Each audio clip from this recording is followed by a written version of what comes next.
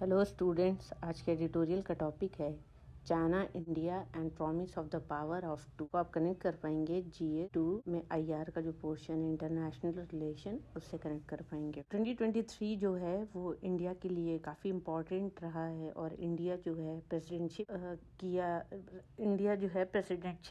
India के पास जो है प्रेसिडेंटशिप रही है Shanghai Cooperation Organisation SCO and G20 को इस साल इंडिया ने होस्ट भी किया है। तो फोकस यहाँ पर भी है कि चाइना जो है उसका जो 2 सेशन अभी चाइना ने अपना किया है। पहला है annual session of the National People's Congress of the People's Republic of China और दूसरा है National Committee of Chinese People Political Consultative Conference. यहाँ पे हम चाइना से कुछ इंसाइट ले सकते हैं कि जो चाइना का डेवलपमेंट हुआ है, क्योंकि चाइना काफी तेजी से डेवलप कर रहा है। तो और चाइना हमारा नेबरिंग कंट्रीज है और अगर हम उसको कॉपी करते हैं, उसका डेवलपमेंट अगर देख के हम भी उन सारी चीजों को करते हैं तो वो हमारे लिए काफी इजी होगा। क्योंकि south Asia, south east Asia में और एशिया में स्पेशली चाइना और इंडिया जिस तरह से ग्रो कर रहे हैं, वर्ल्ड के मतलब ग्रोइंग इकोनॉमी है, तो अगर हमारे पास की कंट्री है तो जो गिवन सिनेरियो है उसको कॉपी करके अगर हम आगे बढ़ रहे हैं तो ये अच्छी चीज है। तो चाइना से हमें बहुत सी चीजें सीखने को भी मिलेगी क्योंकि काफी सिमिलैरिटी है चाइना और इंडिया में। चाइना है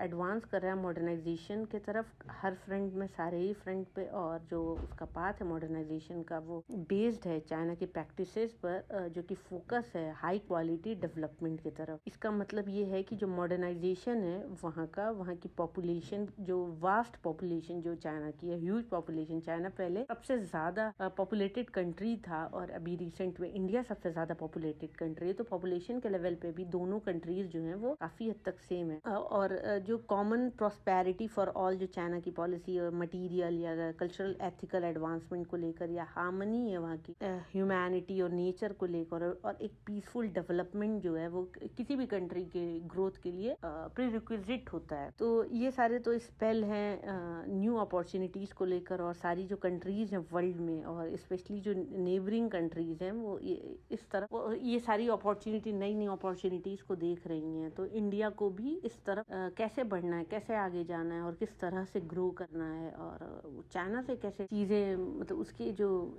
स्पेशलाइजेशन है, उसकी जो डेवलपमेंट है, उससे हमको क्या क्या क्या चीजें ऑप्ट करना है। तो चाइना हमारे सामने एक अच्छा एग्जाम्पल है जिसको हम फॉलो कर सकते हैं। चाइना और इंडिया एंशिएंट टाइम से नेबर रहे हैं और एंशिएंट सिविलाइजेशन जो दोनों कंट्री की रही है, और कंबाइंड पॉपुलेशन जो इंडिया और चाइना की है वो 2.8 बिलियन है। चाइना और इंडिया है रिप्रेजेंटेटिव है डेवलपिंग कंट्रीज के और एक इमर्जिंग इकोनॉमीज है वर्ल्ड में। दोनों कंट्री इंडिया और चाइना दोनों ही कंट्री नेशनल रिजुवेनाइजेशन के प्रोसेस में ही है, और इंडिया और चाइना के लिए काफी क्रूशियल पीरियड है मॉडर्नाइजेशन का। और चैलेंजेस जो है हमारे सामने उसको ओवरकम करना और प्रॉब्लम्स जो है उनको सॉल्व करना है। चाइना और इंडिया के जो कॉमन इंटरेस्ट है वो ज्यादा है कंपेयर टू अगर दोनों कंट्री के डिफरेंसेस देखें। तो इन चीजों को समझने के लिए देखते हैं कि चाइना का फोकस एरिया क्या है। तो डेवलपमेंट ऑफ चाइना जो रिसेंट ईयर में हुआ है उसको हम समराइज कर सकते हैं 4 पॉइंट में। पहला अगर देखते हैं तो चाइना का स्टेडी ग्रोथ, जो तेजी से चाइना ने ग्रोथ किया है उसको देखना है। 2022 में चाइना की इकोनॉमी जो है वो 3% से ग्रो की है। वहाँ की जो जॉब है उसमें अर्बन जॉब में 12.06 मिलियन का एड ऑन हुआ है, और चाइना की जो GDP है वो इंक्रीज होकर 121 ट्रिलियन युआन, जो चाइना की करेंसी है युआन, अगर अप्रोक्सीमेटली देखें तो $18 ट्रिलियन है। तो वो ये तो चाइना का मतलब पहला पॉइंट है जिसको देखने की जरूरत है। और वहाँ की जो एनुअल ग्रोथ रेट है वो 5.2% है अगर 5 साल में देखते हैं, और एनुअल ग्रोथ रेट अगर डेकेड में देखें पिछले 10 साल में तो 6.2% रही है। वहाँ की जो GDP है वो इंक्रीज कर रही है ऑलमोस्ट 70 ट्रिलियन युआन की पेस पर। चाइना की जो इकोनॉमिक स्ट्रेंथ है वहाँ पर तेजी से बढ़ने वाली मतलब तेजी से बढ़ रही है, और वो एक न्यू हाइट पे पहुंच ही गई है, ऑलमोस्ट पहुंच गई है। तो सेकंड जो पॉइंट है वो ये है कि पीपल्स वेलबींग, चाइना का फोकस है पीपल की वेलबींग पर, और इसके रिजल्ट में कंटिन्यू जो एफर्ट रहा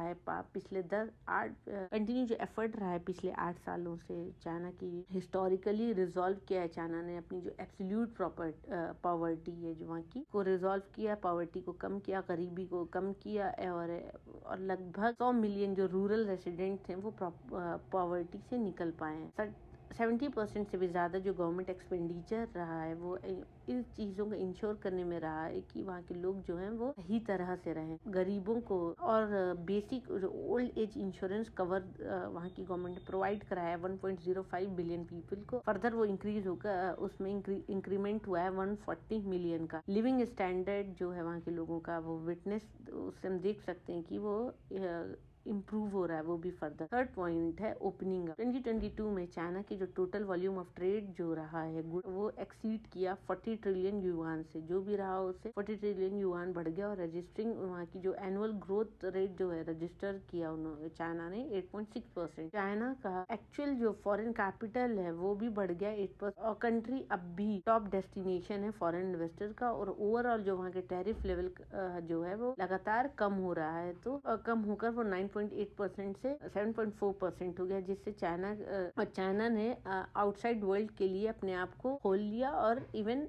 वाइडर कर लिया कि more and more foreign investment हो सके चाइना में। फोर्थ पॉइंट है विन विन कोऑपरेशन। इसमें है जो कि पीरियड है 2013 to 21, ऑलमोस्ट 8 ईयर। चाइना का जो कंट्रीब्यूशन रहा है ग्लोबल इकोनॉमिक ग्रोथ में वो एवरेज पे देखते हैं तो 38.6% है। और जो कि ज्यादा है अगर G7 कंट्रीज को कंबाइन करके भी देखते हैं तो उससे ज्यादा है चाइना का G7 कंट्रीज का कंबाइन में 25.7। चाइना के जो प्रेसिडेंट है शाई जिनपिंग, उन्होंने प्रपोज किया ग्लोबल डेवलपमेंट इनिशिएटिव अपनी स्पीच में जो कि उन्होंने दी है यूनाइटेड जनरल असेंबली जो कि UNGA के नाम से जानी जाती है 2021 में। उसमें 100 कंट्रीज से भी ज़्यादा जो कंट्रीज़ रही उन्होंने एक्सप्रेस किया है चाइना को अपना सपोर्ट। और लगभग 60 से ज़्यादा जो कंट्री रही हैं उन्होंने ज्वाइन किया है group of friends of GDI। Trade line पर अगर देखें तो चाइना और इंडिया जो है काफ़ी इंपॉर्टेंट ट्रेडिंग पार्टनर हैं। और दोनों कंट्रीज़ का जो बायलैटरल ट्रेड है, बायलैटरल ट्रेड मतलब दोनों कंट्री जो मिल के ट्रेड करते हैं वो वॉल्यूम रीच कर लिया है $135.984 बिलियन 2022 में। फिर भी दोनों कंट्री में जो ट्रेड है वो डेफिसिट ही रहा है। इंडिया का इंपोर्ट जो इक्विपमेंट है और मटेरियल है इंडिया का चाइना से, तो चाइना इंडिया में जो मेड इन इंडिया प्रोड्यूस होने वाले जो प्रोडक्ट्स हैं उसका जो ओवरऑल कॉस्ट है, जो पैसा है प्रोड्यूस करने के लिए, वो कम हो रही है।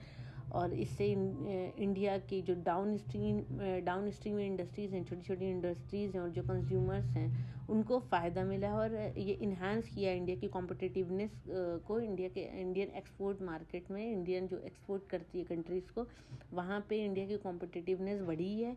और इसके साथ फैसिलिटेट किया इंडिया के इंटीग्रेशन को ग्लोबल इंडस्ट्रियल और सप्लाई चेन में। क्योंकि कोई भी चीज़ अगर सस्ती है तो आप ग्लोबल मार्केट में एक्सपोर्ट में ज़्यादा अच्छा compete कर पाओगे सस्ती चीज़ों को लेकर। और अगर कॉस्ट ज़्यादा है तो आप ऑफकोर्स महंगा बेचोगे तो आपका कंपटीशन फेस ज़्यादा करना पड़ेगा और डिफ़िकल्टी होगी अपने किसी भी प्रोडक्ट को बेचने में। चाइना की मार्केट जो है वो ओपन है इंडिया के लिए। चाइनीज साइड जो है वो हैप्पी है, खुश है वो देखकर इंडिया के हाई क्वालिटी गुड्स को। और जो इंडिया के कल्चरल और भी प्रोडक्ट्स जो चाइना में जा रहे हैं चाइना की मार्केट में, उससे चाइना काफ़ी खुश है। इन्वेस्टमेंट जो चाइनीज़ एंटरप्राइजेज हैं इंडिया में जो कर रहे हैं उससे एक लार्ज नंबर ऑफ पीपल जो इंडियन हैं उनको जॉब मिल रही है, वो कंट्रीब्यूट कर रहे हैं इस तरह से इंडियन इकोनॉमिक डेवलपमेंट में। और हम होप भी करते हैं कि इंडिया की जो साइड है वो भी चाइना को फेयर, जस्ट और non discriminatory business environment provide कराए चाइनीज़ कंपनी को और उनके इन्वेस्टमेंट को और ऑपरेशन को जो इंडिया में है।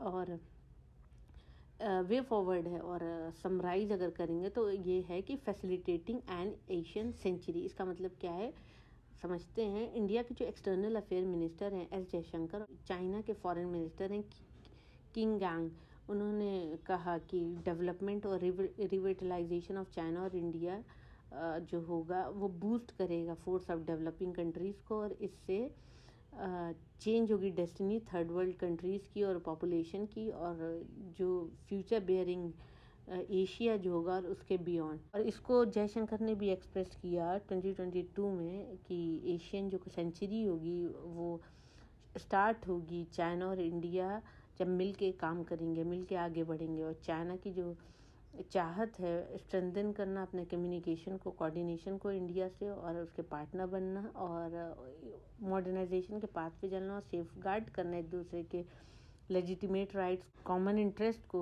क्योंकि दोनों ही कंट्री डेवलपिंग है और भी जो डेवलपिंग कंट्रीज़ के जो इंटरेस्ट हैं उनको सेफगार्ड करना और कंट्रीब्यूशन करना पीस और स्टेबिलिटी की तरफ अपने रीजन में और उसके बियॉन्ड।